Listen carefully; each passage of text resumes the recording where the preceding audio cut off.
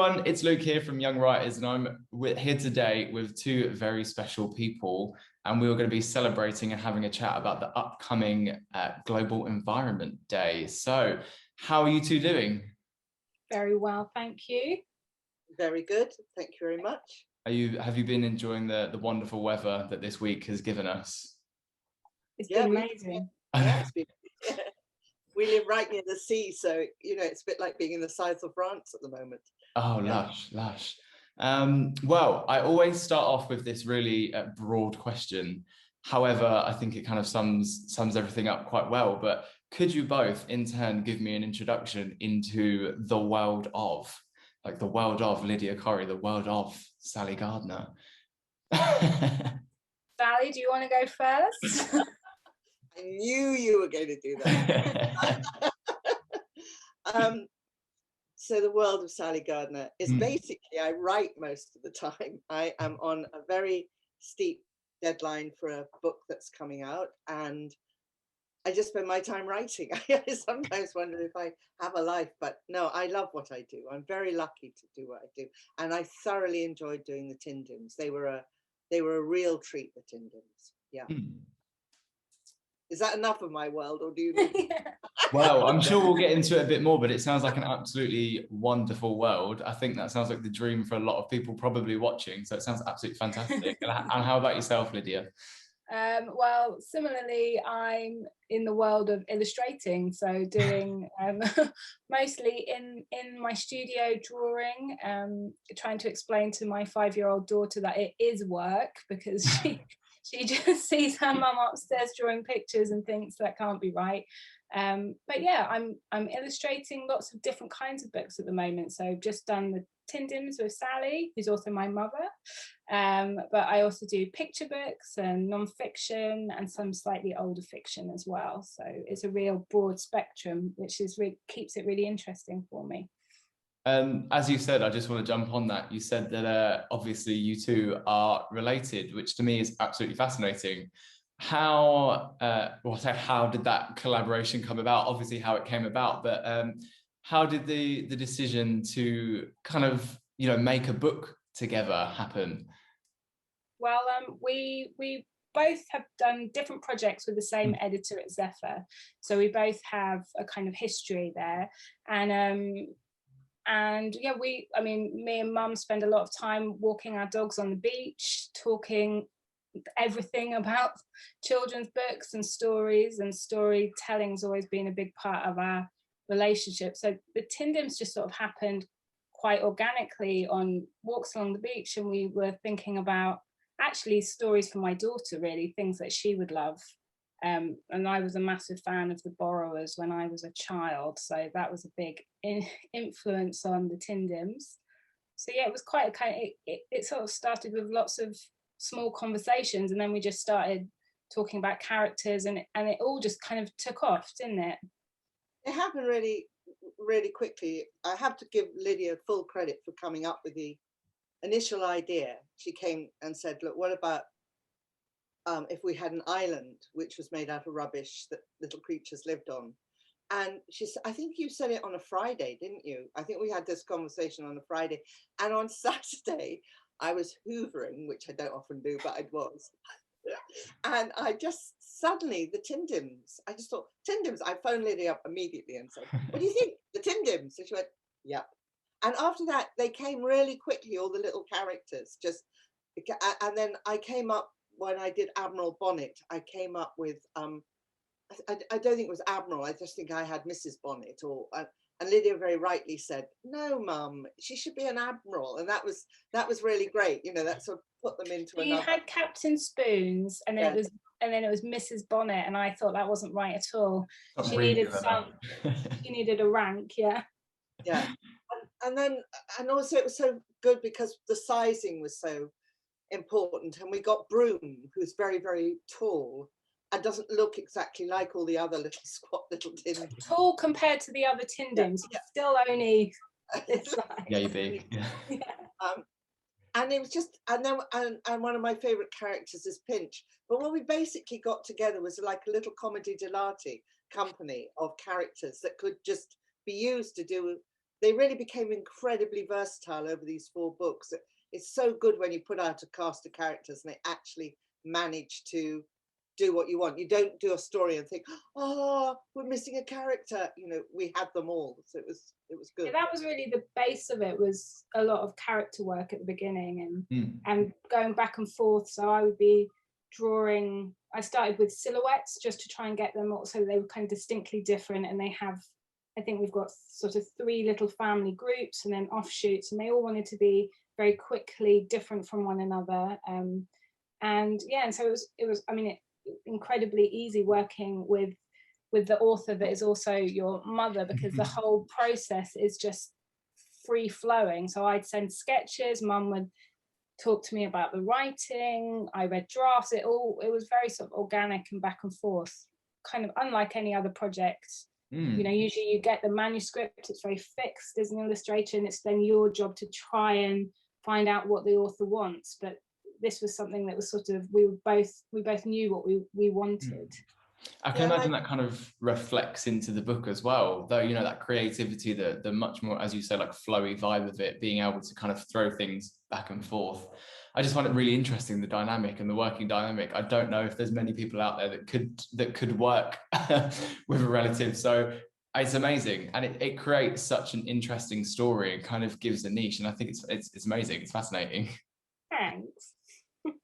So you kind of introduced us into your world, but could you introduce us into the world of the Tindims, because that's what we're here for? Well, they are a magical little group of creatures who have been around longer than the Vikings, really, and they were doing pretty all right with the water and the rubbish, because when the Vikings were around, it was you know, wood, and it also sort of biodegradable stuff that just popped away and rotted away, and then they rebuild it again. And then recently they have been really foxed by plastic bottles, and what completely worries them is this word still and sparkling.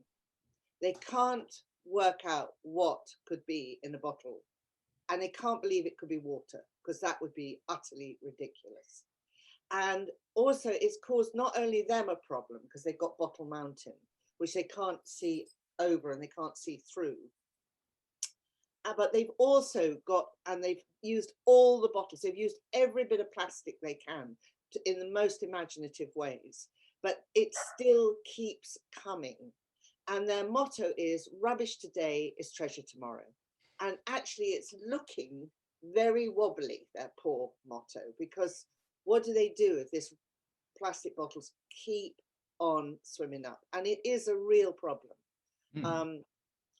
So I thought it was quite, I think Lydia and me, we verge a little on this, but I didn't want to frighten children and make them feel, oh God, I've been born into a world that's about to collapse. I just didn't, I felt that was really, I was worried about that, because I think there are a lot of children who go to bed now with nightmares about what's going to happen. But so I wanted it proactive, that they felt they had a role to play, and that they could identify with Skittle, Brew and Pinch. Pinch is a dog.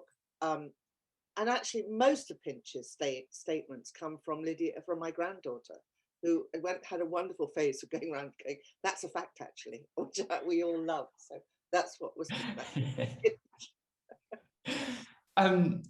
yeah, I think it's really cool what you've done, and I think you've hit upon the kind of empowering rather than scaring. You know, we have the younger generation that are coming into this all now, and they are being kind of brought into it, whereas kind of some of the older generations have learned from what they previously thought they knew into this, now we must make a difference, whereas the younger generation are being brought into, we need to make a change immediately. And it can be scary, and it can be a big thing. And I think, you know, something that's so important is about the fact of everyone can make a difference, and that's something that we've hit upon before here. We gave away like a sustainability starter pack with some reusable kit and things, and it's very much about everyone having a voice. But obviously this is quite specific. So is it something that you guys have a personal connection with, something that you really believe in yourselves? Definitely. I have a 5-year-old daughter, and everything you say is so true. She's, you know, she's so aware of climate change already at 5, and she wants to be active and doing something. And so the Tindims are sort of a reflection of kind of that little person trying to do something positive. But also we live by the sea, so it's, you know, kind of you do become really aware of pollution and things that are washing up. And so yeah, it is a kind of part of our lives. And but like Mum said, it's important to kind of frame it in a way that is accessible, and also that although that there is this kind of background of kind of climate change and pollution, and hopefully the Tindims have this kind of positive message of conservation, but that also they're really good, fun adventure stories. That was kind of really what we wanted to do too. I mean, growing up, loving books like Swallows and Amazons, and anything that is, as a small child, anything where there's a real sort of sense of adventure, or that the character can really change the narrative, was something that was also really important. So yeah.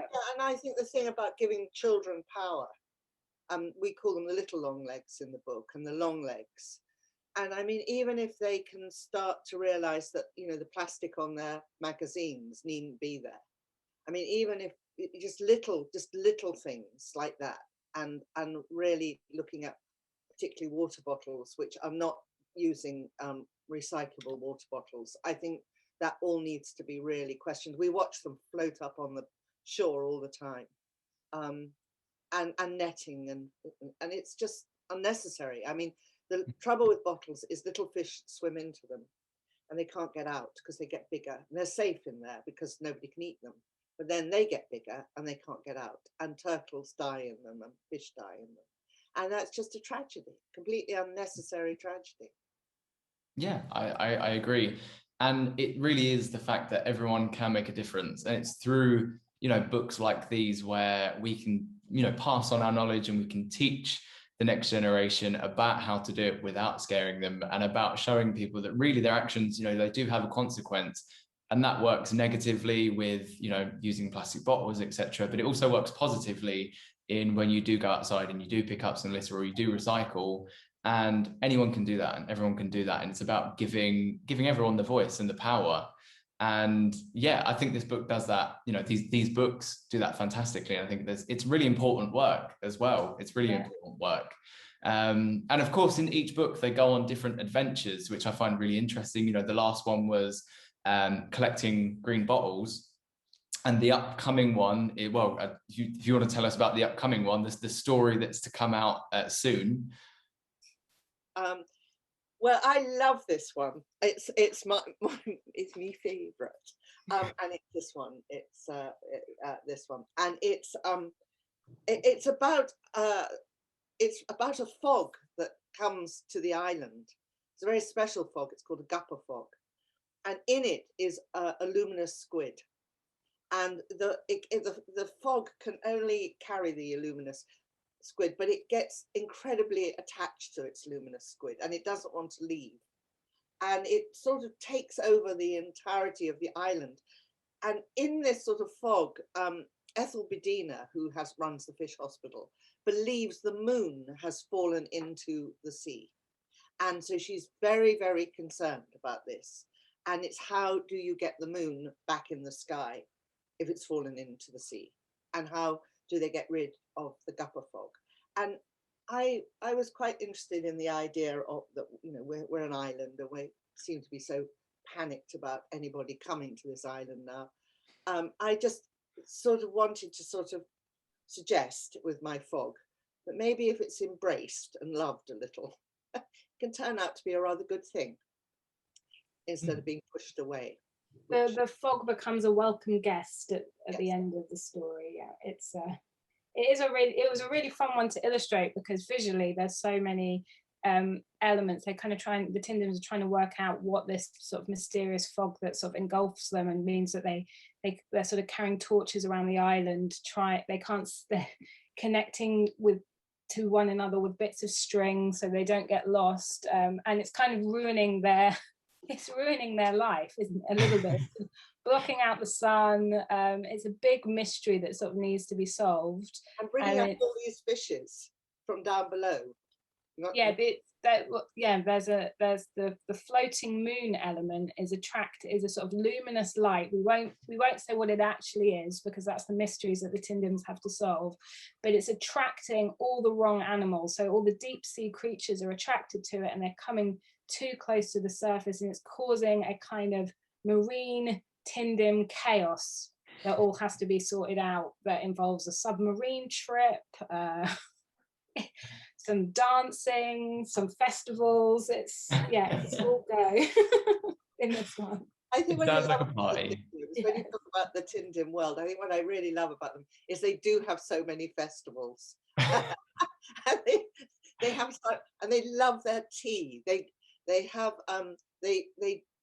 tea which they do with a stiff upper lip, but they don't quite know what that means. They think it has something to do with rock cakes, but so they're rather sort of wonderful, I think, in that way.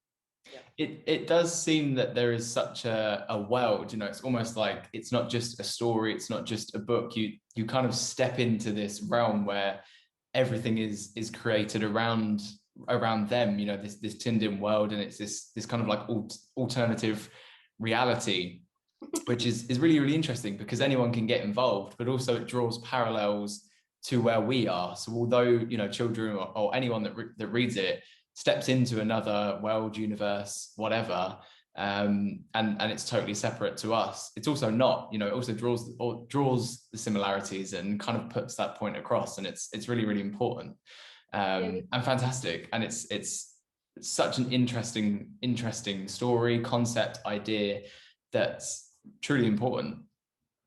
Thank you.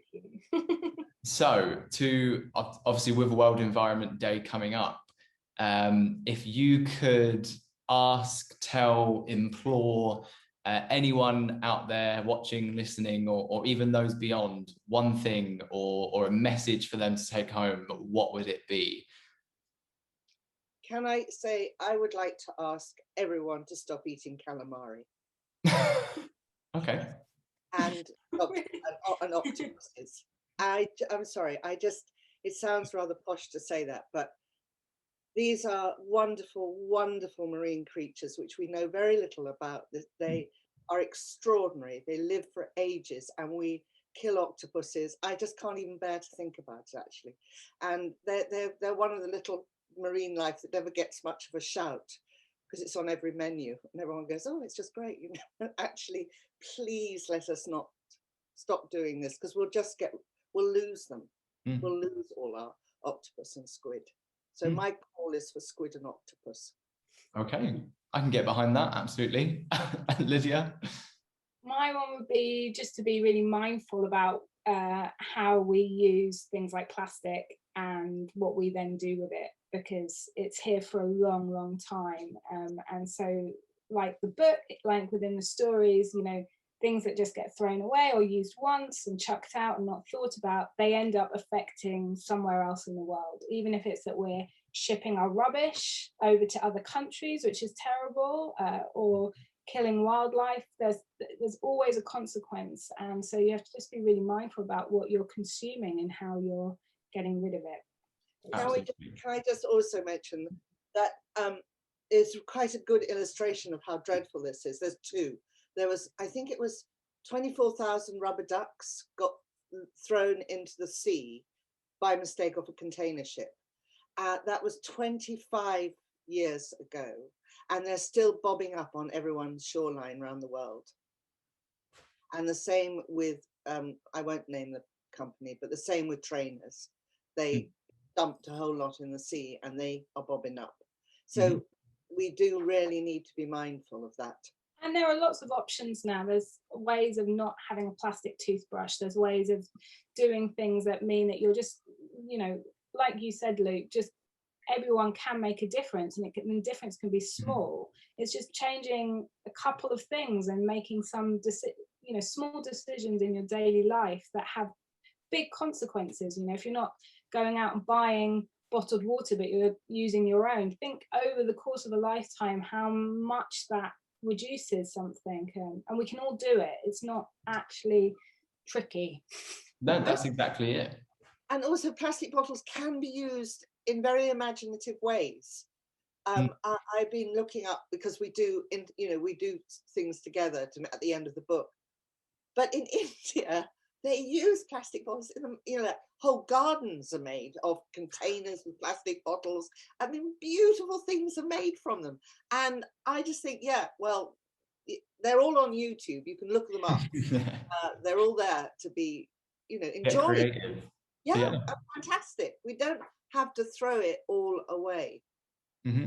That's it. I think it's so easy now to have the alternatives, like you say, a bamboo toothbrush, or something that someone mentioned on Twitter the other day was to buy the fruit and veg that doesn't come in plastic. It's a really simple thing, and although you may think buying 3 peppers in a wrapper doesn't make that much difference, but if you do that for a week, that's for a year, every week, that's 52 wrappers a year, and then over 10 years it adds up. And these little things, and those wrappers can't be recycled, so the amount, you just have to put them in your bin, and there's so much stuff that we still as a country aren't recycling.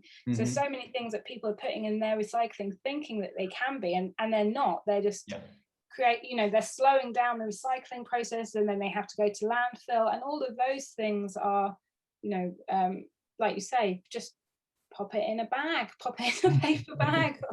But also, I think, Luke, when you look at countries that really do successful with their recycling, Germany comes up really high. And they have some amazing recycling plants, which again you can watch on it, and they are fascinating, and what they can produce from their recycling. So this country should start building some really superb recycling sites. This is what we need to be doing.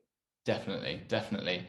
Well, that's it. I think the take-home message is knowing this stuff is really important, and reading books such as your own it helps towards that.